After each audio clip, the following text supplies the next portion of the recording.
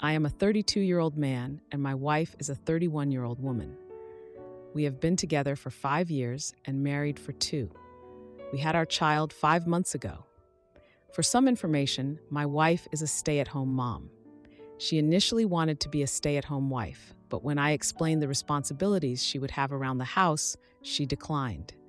When she got pregnant, she expressed her desire to be a stay-at-home mom, which I anticipated. I did inform her that she would be the primary caretaker of our child and that she would still have some household chores to do once she fully recovered. Additional information: she wanted to be a stay-at-home wife because I make significantly more money than her. I was against it because I didn't want her to always depend on me for financial support. While I tried to save money, she would spend her entire paycheck. So we reached a compromise. She can keep her entire paycheck and I will cover all the bills. She may be responsible for groceries or other expenses. Now, onto the story. Our son frequently wakes up in the middle of the night. I believe he is scared or hungry, but I'm not sure. If I don't have work the next day, I will take care of him. Sometimes, even if I have to work, I will still tend to him. A few nights ago, my wife went out with her friends for the first time in a while. In her absence, I took care of our son. However, when she returned home loudly, the baby started crying. I asked her if she could calm him down because I had an important workday ahead of me. Yes, she was still awake. She responded by saying she was too tired. I told her that I was tired as well. We argued for a minute, and I ended up getting the baby while she went to eat dinner. Later, she asked me why I only tend to the baby on some nights and not always, since she takes care of him during the day. I reminded her that she chose to be a stay-at-home mom and that I had informed her that it was a 24-hour job. If she didn't know the job description, that wasn't my fault. She became angry and mentioned that she had never had this kind of job before, so how was she supposed to know? I explained to her that babies cry if they hear loud noises or get scared, and that's common sense. Furthermore, I pointed out that she managed her first job without prior experience. I suggested that if she wanted to go back to work, we could split childcare responsibilities 50-50. However, she didn't like that idea and got even angrier at me. I ended up sleeping in the room next to the baby's room. So am I the a-hole for saying that? I apologize if this is long. I tried to summarize as much as possible. Also, this is a throwaway account. Edit: I work 12-hour shifts, and a stay-at-home wife is someone who is like a housewife. If you're still unsure, please look it up. When I gave her chores to do, it is because she was not going to be a stay-at-home wife and do nothing but spend money. As long as our child is alive and the house isn't too messy, I'm fine with her being a stay-at-home mom for now. When he starts crawling, I don't expect it to be as clean as it was when he was a newborn. Edit 2. I do take care of my child. When I come home, I tend to him unless he's sleeping, in which case I let him continue sleeping. But as soon as he wakes up, I spend time with him while my wife takes a break to do whatever she pleases. Some days I cook, other days we go out, and on my days off, she knows she can go wherever she wants.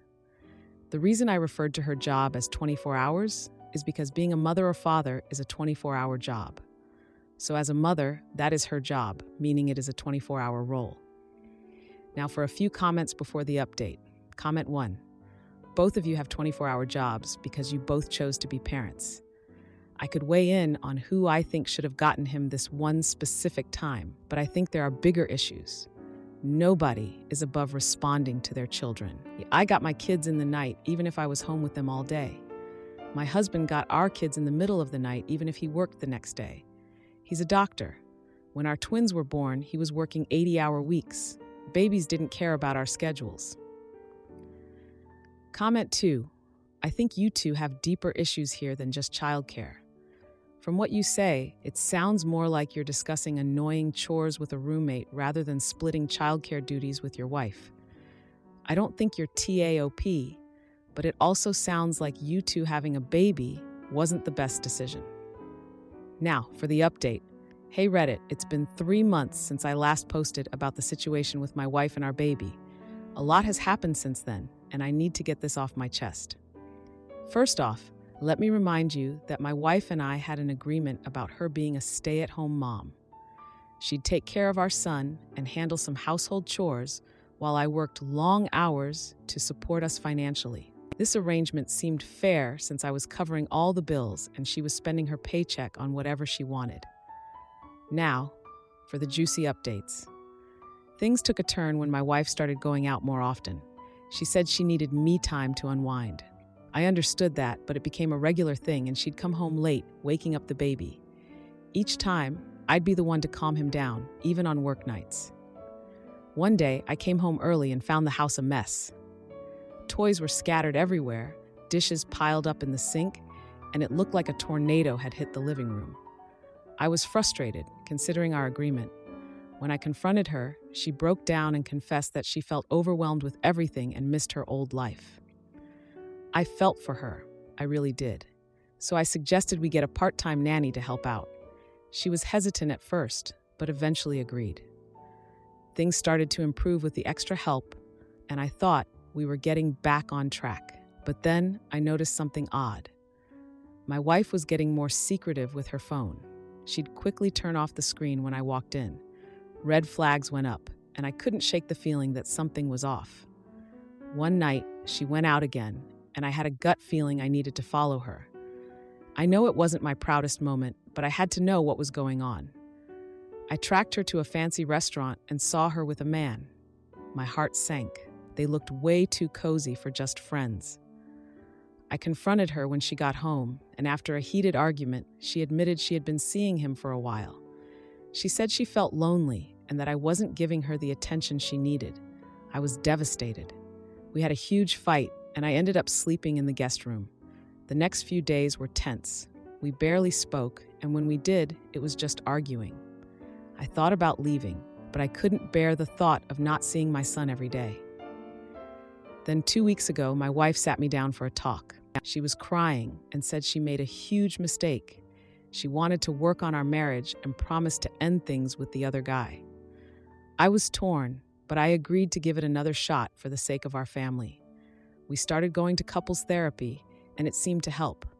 We were communicating better, and I felt like we were reconnecting. But just when I thought we were getting back to normal, I got hit with another bombshell. Last week, I came home early again, and this time, I found my wife and the nanny in a heated argument. I walked in on the tail end of it, but I caught enough to know it was about the baby. Turns out, the nanny had suspicions that our son might not be mine. She had overheard my wife talking to her friend about it. I was in shock. I couldn't believe what I was hearing. My wife tearfully confessed that she had a one-night stand around the time she got pregnant. She was scared and didn't know how to tell me. I felt like my world was crumbling. The thought that my son might not be mine was too much to handle. We're getting a paternity test done next week. I'm a mess of emotions, and I don't know what I'll do if the results come back and he's not my son. I love him so much, and the thought of losing him is unbearable. My husband helps our neighbor after her surgery, but when I find out they're having an affair, I can't believe he'd betray me like this. My husband and I live right next door to his friend Tim and his friend's wife, Jonah. I have a 4-year-old son and a week-old daughter. Tim and Jonah have a 5-year-old and a 3-day-old boy. My labor went a lot smoother than hers did. She ended up needing an emergency hysterectomy as she was bleeding out on the labor and delivery. They came home last night. Now, when they got home, Tim called my husband down to smoke a joint. And when he got back upstairs, he told me that Tim had asked him for a favor. Apparently, he was wondering if I would go over to his house periodically throughout the day while he was at work to check on his wife and do tasks for her, cooking, cleaning, keeping her company, as she was bedridden and feeling really down and depressed from the unexpected hysterectomy and the reality of not being able to have more children. Listen, I feel for the woman. I really do. But this is not my problem. I just had a baby myself a week ago, and even cooking for US is a chore in itself because of how exhausted I am. My husband said repeatedly, "It's okay if you say no. I'm sure they would understand, but it'd be nice if you did this for them, because I'm sure she could really use the company." And I know I'm being selfish, but I do not care if she could use the company. And I feel really backed into a corner and manipulated with wordplay. It's okay if you say no, but you should just say yes. That I'm getting really pissed off that I'm even asked this. I asked my husband why he or his buddy would immediately think I would be available to do this, considering I just had my own baby, and I'm also taking care of our 4-year-old. He said, I understand that, but you're already up and doing things, and she can't even do that because she's bedridden, so she can't even make her kid food or anything. Anyways, I told him no. I told him I had a bad taste in my mouth about them attempting to back me into a corner for a yes answer with their guilt trips, and that if she was incapable of doing anything, Tim needed to step it up and either A, take time off from work, or B, start meal prepping and call someone else to come into his home to do everything else. My husband and Tim work at the same job, and they were both given 4 days off when we went into labor, so he had time to try and figure this out. But instead, he just tried pawning it off on me, thinking I would say yes. My husband said that he doesn't blame me for saying no, but my attitude on it has caused tension between him and Tim because I'm acting heartless. Am I the idiot for not caring that Jonah needs help and telling them it's not my problem? Just want to add here that I have met this woman twice, for at most 15 minutes each time. My husband has only met her maybe 3 times. He only just started hanging out with Tim 4 months ago after he started working with him. Their friendship just grew super quickly because we coincidentally moved right beside them a month after they met. Now for a few comments before the update. Comment 1. Absolutely not the jerk. You're a week postpartum. People should be bringing you meals. Tell your husband and his buddy to hire a caretaker. Go to a church. My church offers services like this for people in need. Or someone can take time off work. I freaking hate when people feel the need to be charitable with the resources of other people. They both get to feel great about helping her out, while you, still bleeding and postpartum, get to take on another household's chores. Comment 2. Where is their family? Like, this is one of those times they need to call their family and ask for help. And yes, maybe they don't have that option, but it sounds like you were their first call, and that's bizarre. Yeah, you're not the jerk. I have a 1-year-old. I would have been pissed and felt put on the spot and massively pressured. Now, for the update. Hey everyone, thanks for all the support on my last post. It's been a rough week, and I've got an update that I think you'll find pretty interesting. So, after I told my husband no, things got really tense around here. Tim and Jonah's situation got worse, and my husband was caught in the middle. Tim had to go back to work, and Jonah was still bedridden. She was struggling a lot, not just physically, but emotionally too. The heartbreak of not being able to have more kids was hitting her hard. Now here's where things get steamy. A couple of days ago, I caught my husband sneaking out late at night. I thought it was weird, considering we have a newborn and all. I confronted him the next morning, and he confessed that he'd been going over to Tim and Jonah's to help out. He felt guilty that I wouldn't, and he didn't want to tell me because he knew I was already stressed. I was shocked. I mean, I get wanting to help your friend, but sneaking around like that, it felt like a betrayal. And it wasn't just once. He'd been doing it every night since I said no. He'd cook for them, clean up, and just be there for Jonah while Tim was at work. But wait, it gets worse. The next day, I saw Tim leaving for work, and not even 10 minutes later, my husband said he was going to run some errands. I had a gut feeling something was off, so I called my sister to watch the kids, and I went over to Tim and Jonah's. And there it was, the jaw-dropping moment. I walked in on my husband, comforting Jonah in a way that was definitely not just friendly. They were close, too close, and it was clear there was something going on between them. I was heartbroken. I couldn't believe it. My husband, the man I trusted, was having an emotional affair with our neighbor. I confronted them right then and there. It was a huge blowout. Jonah was crying, saying she was vulnerable, and my husband was just being there for her. My husband was apologizing, saying he didn't know how it happened, but it was never his intention to hurt me. The confrontation was intense. I told them both how betrayed I felt. How could they do this to me, to us? Our families were supposed to be friends, and now everything was a mess. After the confrontation, I went back home. My husband followed, begging for forgiveness, saying it was a mistake, that he got too involved in trying to help and things just spiraled. But the trust was broken. I couldn't look at him the same way. The past few days have been a blur.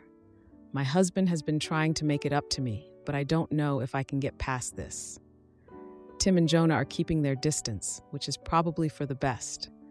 And to add to the drama, I found out that Tim and my husband had been planning to start a side business together. That's why they were spending so much time together, and why my husband was so eager to help out. He didn't want to jeopardize their plans. But now, with everything out in the open, I don't know what's going to happen with that. My mother-in-law insults my goddaughter, so I ban her from the wedding, but she has a change of heart after a car crash. I, 25-year-old female, am marrying my high school sweetheart, 26-year-old male. We decided to finally tie the knot after nearly 7 years of dating. I truly love him and thankfully get along with most of his family, except for his mom. She is continuously nagging me for not giving her a grandson. I know this may be harmless. However, my fiancé has repeatedly told her that she already has a grandchild, my baby girl, who is 5 years old. She's my best friend's daughter. They sadly passed away, and she was my godchild, so it only felt right that I should take her in and bring her up in a way I knew her mother, my best friend, would want. Recently, we have begun getting bridesmaid dresses, etc. We both decided to make our newly found daughter a flower girl.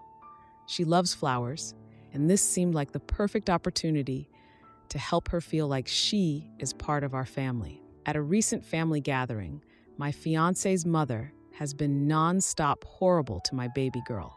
Let's call her Ellie. She has been saying things like, "I simply don't understand why an adopted child should take the place of a true blood." This simply made my blood boil, along with the many other comments she made. I pulled her aside and asked her to tone down her comments, knowing how much this meant to Ellie. She kept saying I was being rude to my new family by making someone who, in her eyes, has nothing to do with me. I immediately snapped, feeling outraged by her comments. Ellie is my godchild, and I will always care and love her. She seemed hurt at my words, but I didn't care. I immediately took Ellie out of her house. When my fiancé came home, he was confused as his mother had said I was being verbally hurtful towards her and making threats. I did no such thing. Anyway, a few days passed, and Ellie was upset because she noticed we hadn't seen her cousins who were staying with my fiancé's family. Shoving all my anger up my behind, I finally decided to try to apologize and go to her house once more. All was fine until I heard a horrible scream. Rushing up the stairs, I saw Ellie crying while my fiancé's mom was standing and screaming at her while holding her teddy bear which her mother made. They are inseparable, and I know how much that means. It's a struggle to even wash the teddy bear, and I immediately snapped at her once more. She stood embarrassed as the whole family had gathered. She then gained confidence and said she was upset that I had chosen fake blood over real blood. I think you can choose family, and a friend can be better than real family. I was upset watching Ellie cry as my husband grabbed the toy and took her away from the heated situation. I finally had enough and said that if she has so much of a problem with Ellie being the flower girl, she might as well skip the wedding and just join us for the reception. She began crying, and I did feel bad, but I wasn't going to take back what was said. After leaving, the family has been telling my husband to tell me to apologize, and they aren't messaging me because they think what I said was harsh. I find that bogus, but whatever. Am I the idiot? Now, for a few comments before the update. Comment 1. Not the jerk. Don't marry into this family unless your fiancé is willing to tell his mother that if she makes one more negative comment about his daughter, you are going no contact. Be very careful. Your fiancé was raised by this woman. Make very sure he can truly love your daughter as his own. Ask him, will that change if you have biological children? There are massive red flags here. Comment 2. Not the jerk. Remind mother-in-law that she is not your blood either. She is the family you are choosing, just like your daughter. Fiancé needs to be firmly on your side and nip this in the bud. Otherwise, never have a child with him as his family will be insufferable. Or do not marry him, you deserve better, and so does your daughter. Now for the update. Hey everyone, thanks for all the comments on my last post. I really appreciated the support and advice. So, it's been a week since the whole drama with my fiance's mom and Ellie, and boy, do I have an update for you. After the incident, my fiance and I had a long talk. He's always been the peacemaker in the family, trying to smooth things over whenever there's a conflict. He told me about the time when he was a kid, and his mom would go to all his soccer games, cheering the loudest, even when he was just sitting on the bench. That's just who she is, fiercely loyal to her own, which I guess explains her behavior towards Ellie, though it doesn't excuse it. We decided to give it another shot and invited his mom over for dinner. Just the three of us, hoping for a fresh start. She arrived with a small wrapped gift for Ellie, which was a surprise. Dinner started off okay with small talk and Ellie showing her the drawings she made at school.